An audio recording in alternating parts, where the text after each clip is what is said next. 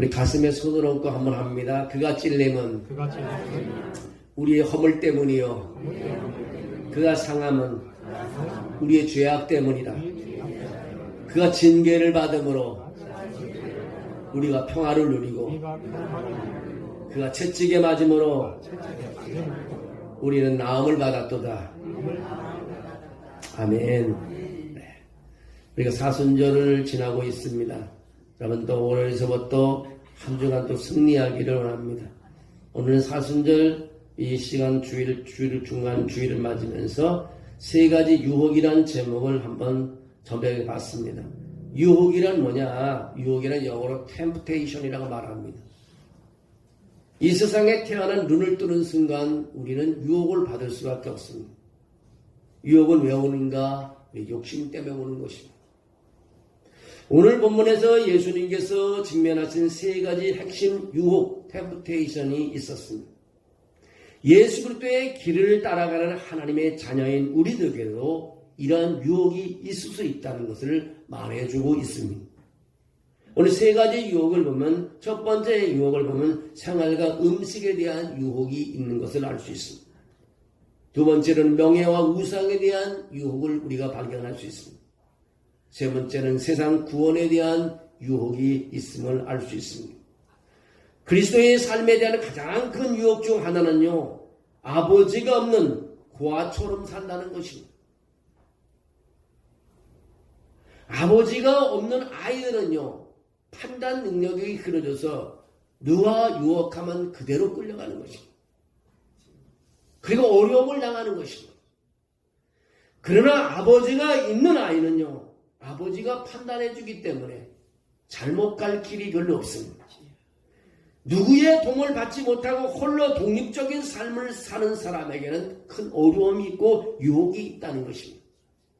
우리의 모든 필요를 돌보고 우리의 삶의 모든 측면에서 관심을 가는 아버지가 없는 삶은 유혹에 항상 노출되어 있다는 것을 우리는 기억해야 합니다.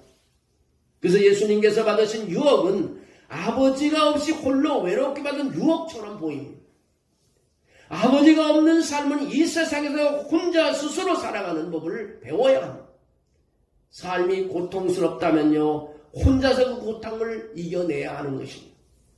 그래서 우리가 생활과 음식에 대한 유혹은 늘 우리에게 있습니다. 성령으로 충만하신 예수님께서 요단강에 돌아오십니다. 이곳은 예수님께서 세례를 받으신 곳입니다. 세례를 받을 때 매우 중요한 일이 일어났습니다. 성령이 예수님 머리 위에 내려오시면서 하늘에서 하나님의 음성이 들려왔습니다. 너는 내 사랑하는 아들이요, 내가 너를 기뻐하노라는 말씀이 들리는 것입니다. 이런 음성은 아버지와 아들과의 관계를 확실하게 한 것입니다. 이런 영광스러운 계시를 모든 사람들이 볼 수 있었습니다. 예수님께서는 아버지의 아들이라는 선포라는 것입니다. 근데 오늘 1절에 예수께서 성령의 충만함을 입어 요단강에 돌아오사 광야에서 40일 동안 성령에게 이끌리시며 마귀에게 시험을 받으시더라고 말하고 있습니다.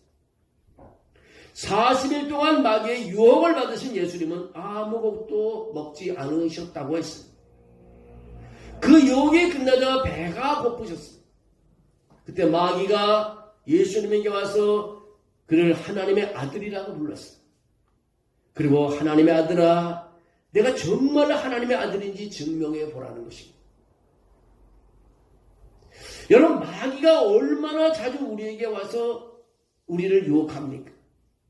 아들아, 딸아, 내가 정말로 하나님의 아들이라고 믿느냐? 내가 정말로 하나님의 딸이라고 믿느냐? 그렇다고 왜 너가 그렇게 고생을 하고 있느냐? 왜 그렇다고 너가 하는 일이 잘 안 되느냐? 끊임없이 마귀는 우리에게 유혹을 하고 있습니다. 그런 유혹을 받을 때 우리는 어떻게 반응해야 되는가? 많은 유혹을 받을 때 우리의 반응이 어떻게 되는가를 오늘 하나님 교과서처럼 예수님께서 그 부분을 우리에게 가르쳐주고 있습니다. 마귀는 예수님에게 배고프면 돌들에게 명령하여 떡이 되게 하라고 말하고 있습니다. 근데 예수님은 그때의 대답이 신명기 6장 8절을 인용해서 그렇게 말합니다. 사람이 떡으로만 사는 것이 아니라고 말합니다. 여러분, 사람이 떡으로만 사는 것이 아니에요. 요즘 사람들은 먹는 것 때문에 일한다 그래요. 그냥 먹는 것 때문에 사는 것이 아니에요. 성경은 사람이 떡으로만 사는 것이 아니라는 것입니다. 우리는 하나님의 입에서 나오는 모든 말씀으로 살아야 한다는 것을 가르쳐주고 있습니다. 배고픈 사람에게 가장 약한 유혹은 뭡니까? 음식인 것입니다.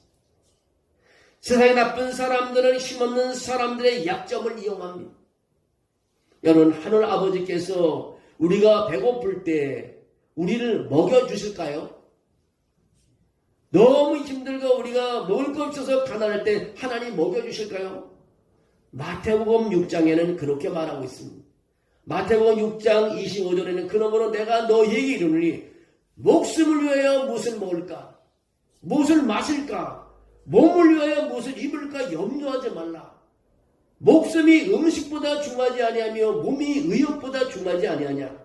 그러면서 그런 말씀을 예수님께서 하십니다. 공중의 새를 보라. 심지도 않고 거두지도 않고 창고에 모아 들이지도 아니하되 너희 하늘 아버지께서 기르시나니 너희는 이것들보다 귀하지 아니하냐. 여러분, 우리는 하늘의 새보다도 귀한 존재인 줄 믿습니다.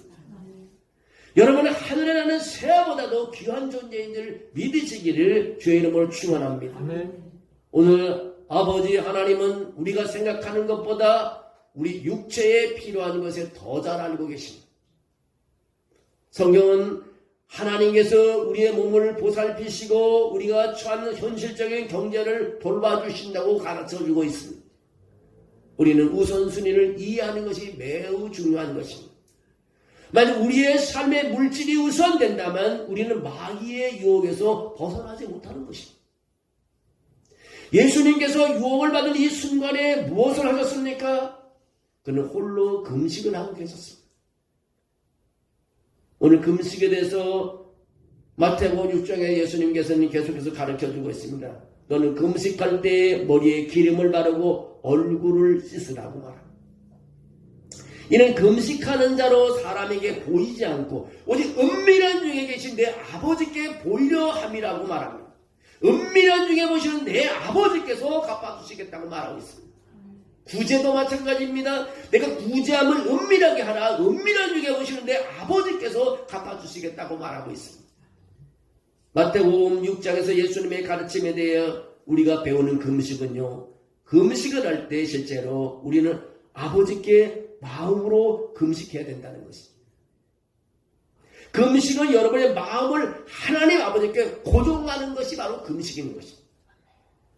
교회는 수세기 동안 사람들에게 금식을 추구해 왔습니다. 금식은 3차적인 것이 아니요 2차적인 것도 아닙니다. 하나님을 감동시키기 위해서 하는 것도 아닌 것입니다. 은밀히 행하는 일을 보시는 아버지께 마음을 고정하는 것이 바로 금식이라는 것입니다. 이것은 우리가 아버지와 연결되는 것입니다. 여러분, 연결이 얼마나 중요한지 아십니까? 전선이 연결되면 불이 들어오는 것입니다. 하나님과 연결되면 기적이 일어나는 것입니다. 하나님은 우리가 은밀히 금식을 행하는 모습을 보고 보상해 주시는 것입니다. 여러분, 한 끼 금식, 하루 금식, 3일 금식, 습관으로 금식할 때 이것이 외식하는 자들과 같이 슬픈 기색을 보이며 금식하지 말라고 했습니다. 그들은 자기 상을 이미 받았다고 마태복음 6장 16절에 예수님께서 말씀했습니다. 여러분, 생활 음식의 유혹에서 우리는 벗어나야 돼요.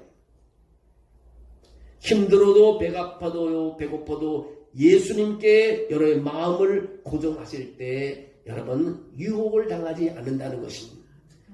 큰 유혹이 심하게 다는 것이 이 물질적인 거, 또 우리의 생활의 음식에 대해서 먹는 거, 입는 거에 대해서 가장 유혹을 많습니다.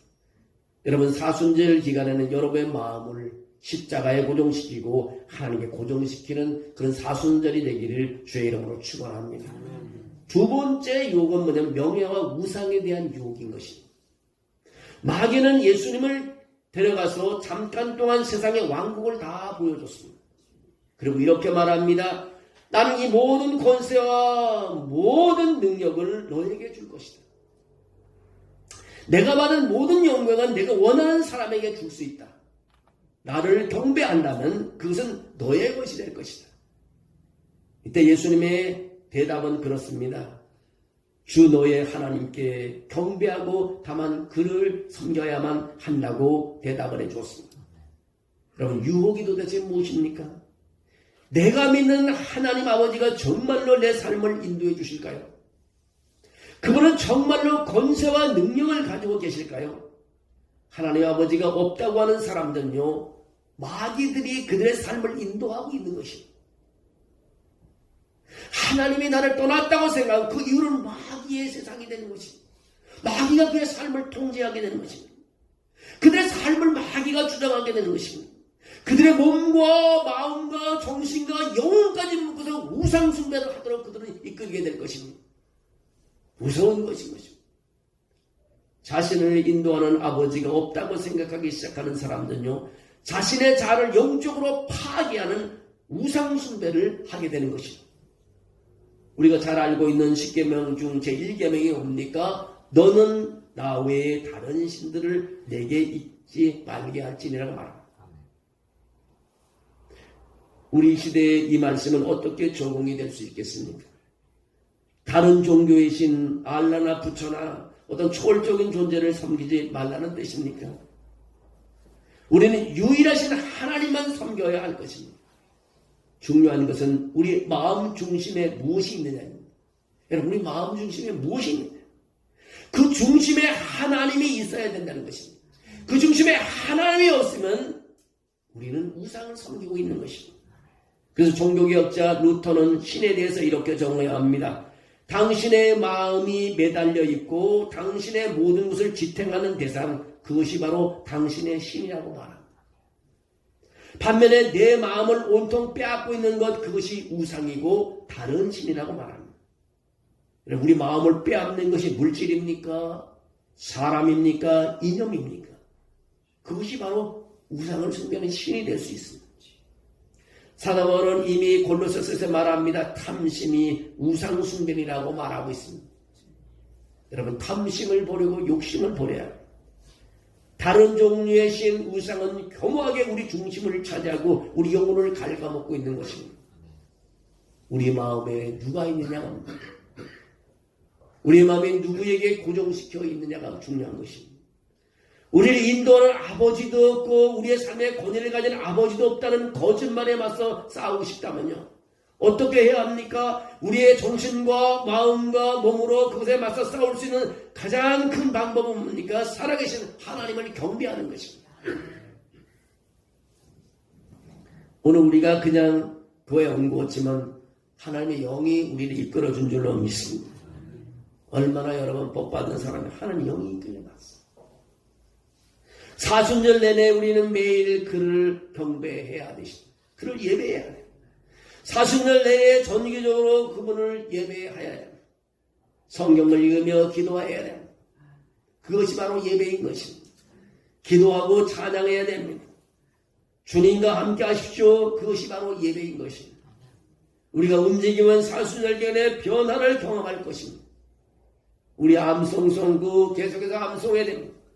이사야 53장 5절 말씀, 사순 내내 우리는 가슴에 와닿게, 우리 가슴에 새겨지도록 말씀을 암송해야 됩니다. 주의 보혈의 피가 우리에게 흐르도록, 강단에 흐르고 여러분의 가정에 흐르고 여러분 몸속에 흐러서 염증을 해결하고 모든 질병을 해결하고 보혈의 피가 흐르어 땅을 치료하고 여러분의 생각을 치료하고 회복시키는 그런 역사가 있기를 원합니다. 우리는요, 성구를 암송하고 우리가 암송한 찬송가를 부르고 하나님의 인도하심으로 우리 나가야 될 것입니다. 주님을 예배하면요, 제 안에 계신 주님께서 말씀해 주실 것입니다. 나는 아버지가 없다. 나를 인도할 자가 없다. 나를 미래로 지금 인도해 줄 분이 없다고 말하지 마세요. 그것은 사실이 아니에요. 나는 하나님 아버지를 믿습니다. 나는 하나님 아버지를 믿습니다. 나는 버림받은 사람이 아니고 홀로 남겨진 사람이 아닙니다. 아침에도 그렇게 고백하시고요, 한낮에도 그렇게 고백하시고 저녁에도 고백하시고 잠잘 때도 계속 그런 고백을 하시기를 주의 이름으로 축원합니다. 주일에 함께 중요합니다. 하나님의 임재 위에서 함께 모인 하나님의 사람들과 함께 예배하는 것은 얼마나 기쁨이 있습니다. 하나님의 말씀이 전파되면 각자의 필요한 말씀을 받습니다. 하나님의 사람들과 함께 모여서 예배합니다. 이것이 율법주의가 아닌 것입니다. 하나님 아버지를 예배하는 사람으로 살 수 있도록 하기 위한 것입니다. 여러분, 성찬을 중심으로 우리가 모두가 모일 때, 말씀을 전파하는 것을 중심으로 특별히 예배로 모일 때 하나님이 얼마나 기뻐하실까요? 이번 사순절 동안 하나님의 사람들과 모이는 것을 놓치지 마시기 바랍니다. 사람들은 인생의 갈림길 이정표에 서 있습니다. 그들은 앞으로 인생길을 어떻게 선택해야 할지를 모릅니다.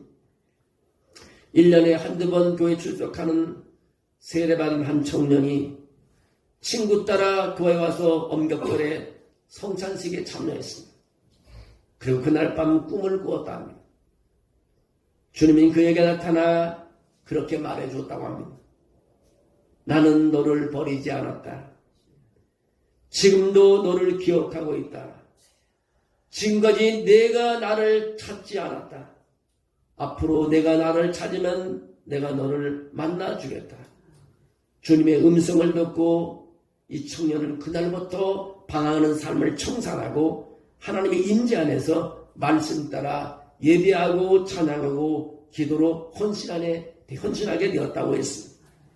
하나님의 백성이 예배할 때 살아계신 하나님의 면전에서 성찬식을 할 때 하나님의 살아계심을 이처럼 경험하게 될 줄로 믿습니다.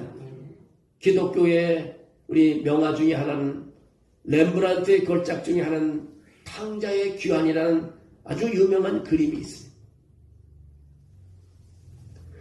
돌아온 아들이 아버지 바로 앞에 무릎을 꿇고 있습니다. 이 그림에서 가장 강력한 것 중 하나는 아버지의 몸이 아들 쪽으로 기울어져 있고 그의 손이 아들의 등을 붙잡고 있고 아들을 끌어당기고 부둥켜 안고 있다는 것입니다. 그것이 바로 여러분의 아버지 하나님이시라는 것입니다. 이제는 아버지가 없다는 거짓말을 믿지 마십시오. 그것은 사실이 아닙니다. 렘브란트의 탕자의 귀환은 용서와 구원이 있습니다. 그리고 인간의 감정의 본질을 깊이 있게 포착한 걸작 중에 걸작입니다.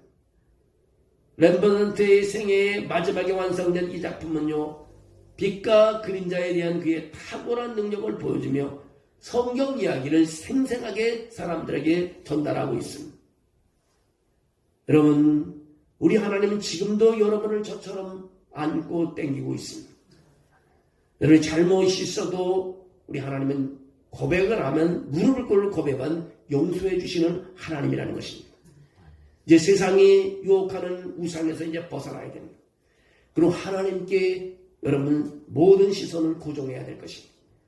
마음도 여러분 생각도 모든 삶을 주님께 고정시킬 때 여러분 유혹당하지 않습니다. 세상이 우상에 이끌리지 않습니다. 하나님을 찬양하는 사람이 될 줄로 믿습니다. 세 번째는 유혹은 세상과 구원에 대한 유혹이 있습니다. 이 마지막 유혹, The Last Temptation은 이해하기가 매우 어렵습니다. 사탄은 예수를 예루살렘으로 데려가 성전 꼭대기에 세우고 예수님에게 그렇게 말합니다. 만일 내가 하나님의 아들이라면 여기서 뛰어내려라. 그러면 그가 그의 천사들에게 명령하여 손으로 너를 지키게 하실 것이요 그들이 너를 받들어 내 발이 돌에 부딪히지 않게 하리라고 말합니다. 예수는 마귀에게 그렇게 말합니다. 너는 주 너의 하나님을 시험하지 말라 했다고 대답하고 있습니다. 여기 유혹의 질문이 무엇입니까? 만일 내가 하나님의 아들이라면 여기서 뛰어내리라. 그가 내게 대하여 그 천사들에게 명령하여 손으로 너를 지키게 하실 것이요 그들이 너를 받들어 내 발에 부딪히지 않게 하리라.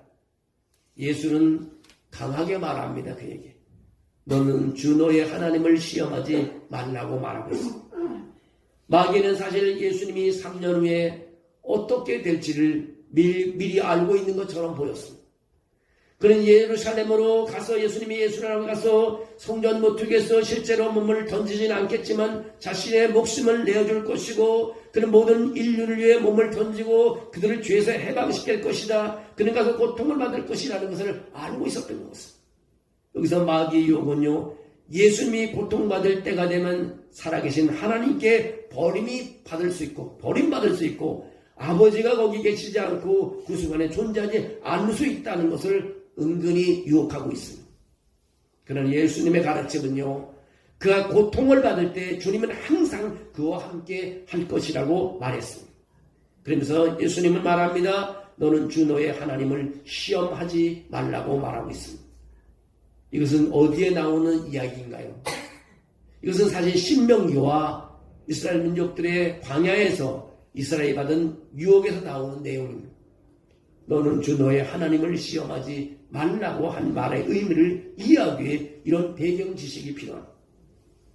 이스라엘은 속박되어 있었고 애굽에서 고통받았습니다. 하나님은 그들의 고통 소리를 들으셨습니다. 하나님 아버지는 그들의 고통에 응답하시고 그 시간 동안 그들과 함께하시고 그들을 그 고통에서 구원해 주셨습니다. 하지만 이스라엘 백성들은 이 하나님이 사막에 와서 그들을 진정으로 돌봐주시 않으시고 그들의 고통 속에서 진정으로 그들과 함께 싸워주시지 않으시고 함께하지 않으시고 다시는 그들을 진정으로 돌보지 않을 것이라고 믿기 시작했습니다. 그러나 예수님은 이것이 결코 사실이 될 수 없다고 말씀하시는 것입니다. 하나님은 결코 자녀들을 고통에 내버려 두지 않을 것이라는 사실입니다. 신명기 31장 6절에 그렇게 말합니다. 너희의 하나님 아버지께서 너희와 함께 하시며 결코 너희를 떠나지 않으시며 버리지 아니하실 것이니 그것들 때문에 두려워하거나 놀라지 말라고 말하고 있습니다. 하나님은 우리를 떠나지 아니하시며 가까이 계십니다. 여러분이 기도한 금방 듣고 응답해 주시는 것이 우리 하나님이신 줄로 믿습니다. 그들이 애굽에 있을 때 그들을 위해 행하신 일을 보십시오. 주님이 골고다에 있을 때 주를 위해 행하신 일을 보십시오. 부활의 능력은 하나님께서 고난 속에서 예수님을 잊지 아니하시고 그를 죽음에서 부활시키셨으며 예수님과 함께 하셨고 결코 예수님과 함께하고 버리지 아니하셨다는 사실을 우리에게 알려주고 있습니다. 아버지와 아들과 성령이 하나이신 완벽한 일체성을 지닌 삼일체의 현실에는 불가능한 것이 없는 것입니다. 하나님은 결코 우리를 버리지 않으셨습니다. 우리의 유혹에는요, 애굽이 있고 고난을 겪을 것입니다. 고난이 때로는 칼에 찔리는 아픔도 있을 때가 있고요. 때로는 질식할 정도로 숨막힐 때도 있을 수 있습니다. 예수님은 그것이 결코 사실이 아니라고 말씀하십니다. 하나님께서는 이스라엘을 애굽에서 구해내셨습니다. 하나님께서는 예수 그리스도를 사흘 만에 죽음에서 살리셨습니다. 우리의 삶에 찾아올 수 있는 고통은요, 하나님 아버지께서 함께 하시니 이길 수 있습니다. 아픈 고통의 시간은요, 하나님 아버지를 믿는 시간이기도 하는 것입니다. 그분이 우리와 함께 하시는 신뢰는요, 시간이기도 합니다. 하나님께서는 실제로 그 고통을 사용하여 우리의 마음을 그분께 더 단단히 고정시키고 있는 것입니다. 디트리 보네퍼라는 사람이 그 2차 세계대전 독일에서 활동하는 신학자였습니다. 그는 17세에 신학을 시작해서 21세에 베를린 대학에서 박사학위를 받았습니다. 1930년 24세가 되는 해에 교수 자격을 얻어 이듬해 베를린 대학교의 신학부에 신학을 가르치는 교수가 되었습니다. 충성스러운 독일인이었습니다. 그는 나치가 자신의 나라와 유럽 전역에서 유대인들에게 행하는 일을 아주 경멸했습니다. 그는 나치에 대해 매우 노골적으로 반대했습니다.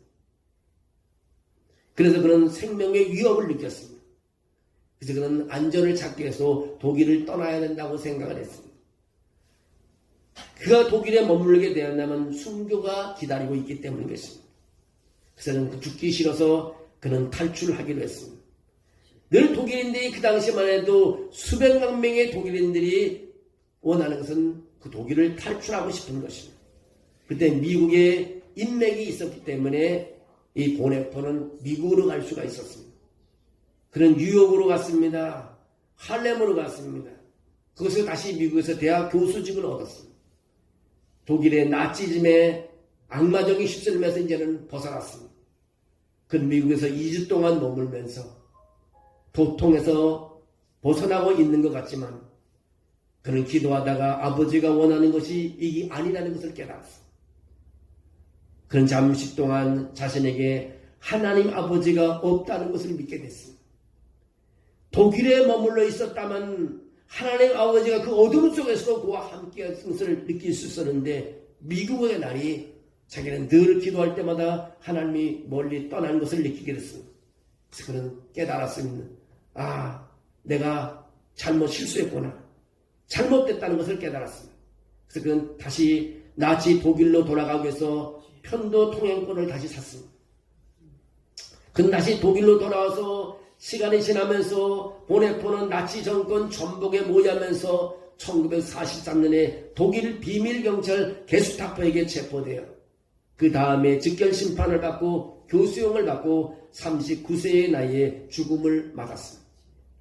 감옥에서 그의 일기를 읽어보면 쓴 일기를 읽어보면 그의 투쟁이 진짜였고 때때로 두려워야 했지만 그가 아버지 하나님의 임재가 마지막 숨을 멎을 때까지 함께했다는 것을 그가 기록한 그 일기에서 찾아볼 수가 있습니다. 우리가 아버지 하나님 없이 산다는 것은요 거짓말인 것입니다. 그건 우리를 먹이고 인도하는 것입니다. 우리는 고통 가운데도 도망칠 수 없습니다. 아버지가 우리와 함께 하십니다. 그러면 우리와 항상 함께 합니다. 우리는 인도하고 계시는 것입니다. 여러분 이 사순절 기간에요. 하나님이 없는 삶을 살지 마시기 바랍니다. 여러분 하나님이 함께해야 유혹에서 벗어날 수 있습니다. 여러분 생활과 음식에서 벗어날 수 있습니다. 명예와 우상에서 벗어날 수 있습니다. 달콤한 유혹에서 벗어날 수 있는 세상이 주는 그 안락한 구원으로부터 벗어날 수 있습니다. 우리는 주님께 우리 삶을 고정해야 주님을 바라봐야 하는 것입니다. 여러분 우리가 유혹되지 않는 세상 마귀에게 유혹되지 않는 사순절 40일이 되기를 주의 이름으로 축원합니다. 그리고 하나님이 여러분과 함께했다는 것을 믿으시기 바랍니다. 여러분 이 기간 동안에 기도할 제목을 다 하나님께 맡겨주십시오. 아픈 몸도 하나님께 맡겨주십시오. 할 수 없다는 것도 하나님께 다 맡겨주시죠. 사람은 할 수 없는 것이 너무 많습니다. 그러나 하나님은 할 수 있는 줄로 믿습니다. 사람은 별로 능력이 없지만 하나님은 능력이 있습니다. 우주에 가득하신 하나님이 우리를 붙잡고 계신다는 것을 믿으시기를 주의 이름으로 축원합니다.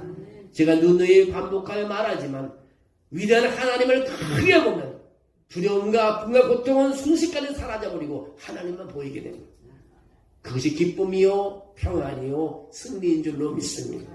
그런 주님을 만나는 사순절이 되시기를 주의 이름으로 축복합니다. 살아계신 하나님 감사합니다. 믿음으로 하나님의 존전에 나와 예배드리게 하심을 감사합니다. 늘 가는 길이 힘들고 어렵고 쓰러질지라도 주님을 바라보며 다시 일어나서 힘을 얻고 영광 돌리며 찬양하게 도와주시옵소서. 사순절을 지나가면서 우리 성도들 한 사람 한 사람들의 기도 제목이 다 이루어지게 하시고 아픔이 해결되게 하시고 경제가 해결되게 하시고 자녀들을 위해서는 기도의 제목이 다 이루어지는 역사가 있게 도와주시옵소서. 그런 삶으로 날마다 고백하며 영광 돌리는 하나님의 자녀가 되게 도와주시옵소서. 예수님의 이름으로 기도하옵나이다.